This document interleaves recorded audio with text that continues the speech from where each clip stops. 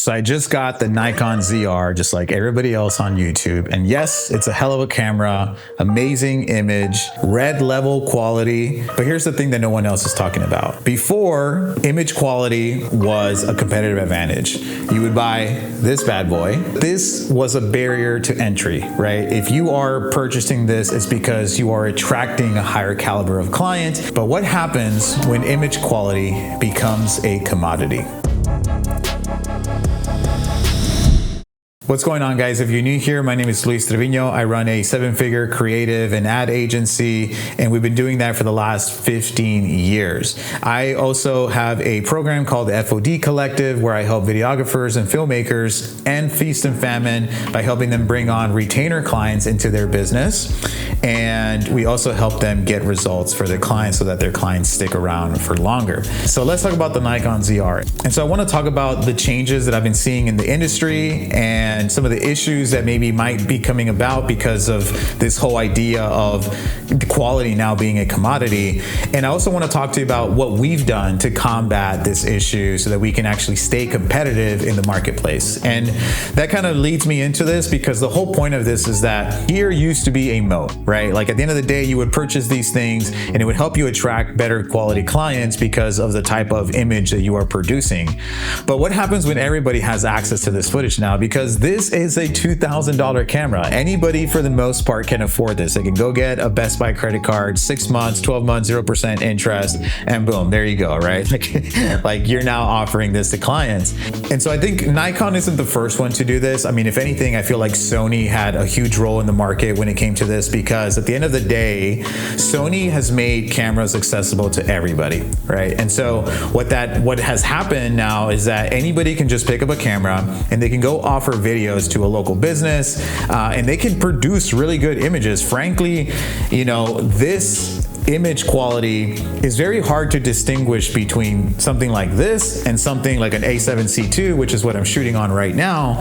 And the quality to the layman is very similar, right? And even sometimes sometimes I'm looking at it and I'm like, if I really look at it, I can tell the difference, especially when you're working with dynamic range and, you know, highlight, roll off, etc., all that good stuff. But for the average person, they have no clue and it all looks the same. Now, once it gets uploaded, and it all looks the same, you know? And so gear used to be a moat. And so if you had a red, well, then you were a big dog, right? You were getting bigger clients, you were making more money.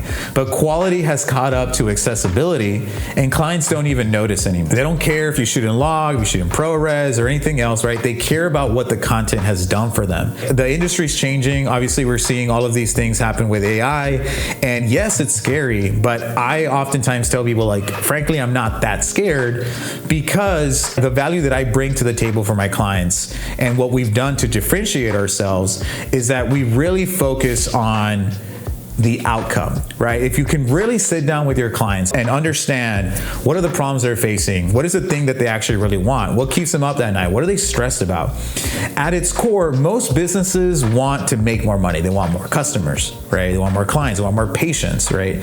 And so what we've done is that we've aligned the work that we do when it comes to video, and we've aligned it to speak to the problem and how video in itself can actually help our clients get to that goal in their business, right? Whether they want to make more money or whatever it is, right? I'm not concerned about AI, and in this case, I'm not concerned about, you know, now everybody having access to this type of quality, because what clients are paying us for is not the quality or the video itself, but they're paying us for what the video actually does for the client.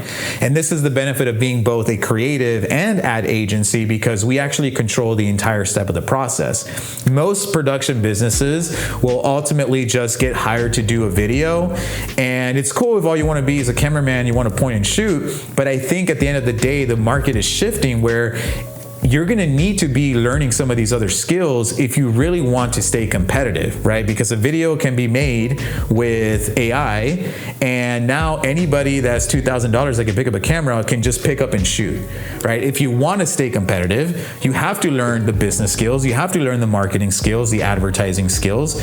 And part of us being this type of agency is that we can then control every single step of the process.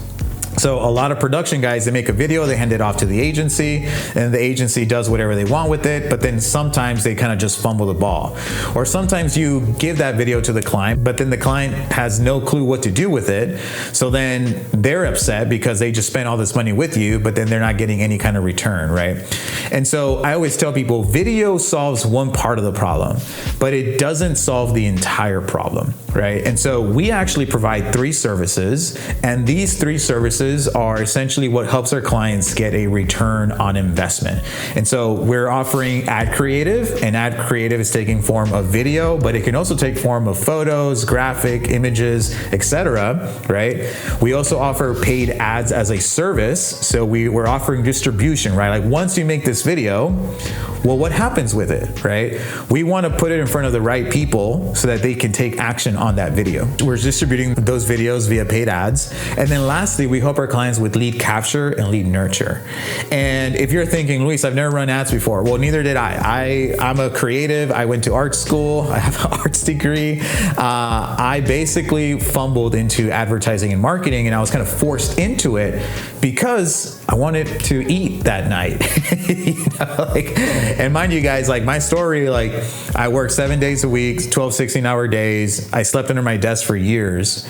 And it wasn't really until I figured this out that I was just kept chasing after clients, DMing them, cold DMs, cold emails, hitting up networking events, always chasing, right, to bring on clients. But once we actually built a system to get clients to come to us, that's when everything changed for us. The reason why people started chasing me versus me having to chase them is because I started talking about how I could actually help them, right?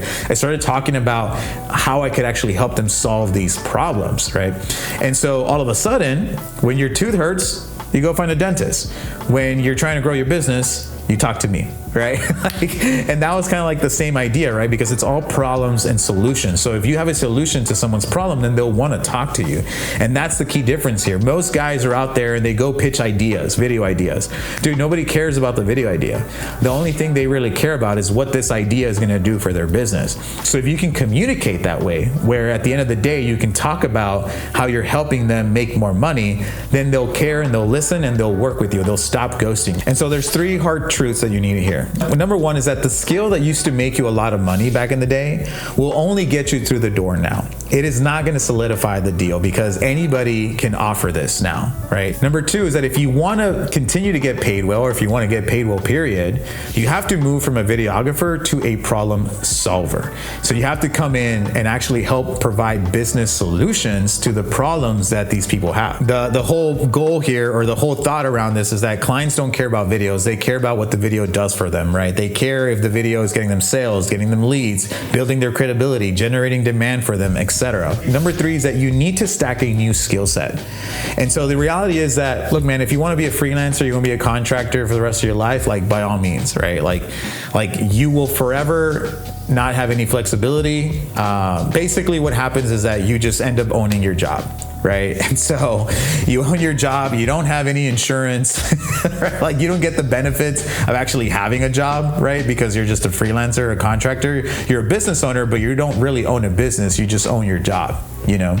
And so if you want to be more of a business owner and you want to turn your business into an asset so that you can actually have time, flexibility, freedom, right? Like all the things that why you would want to build a business in the first place, because that's my goal, right? My goal of my business is that I want it to be a means to an end, you know?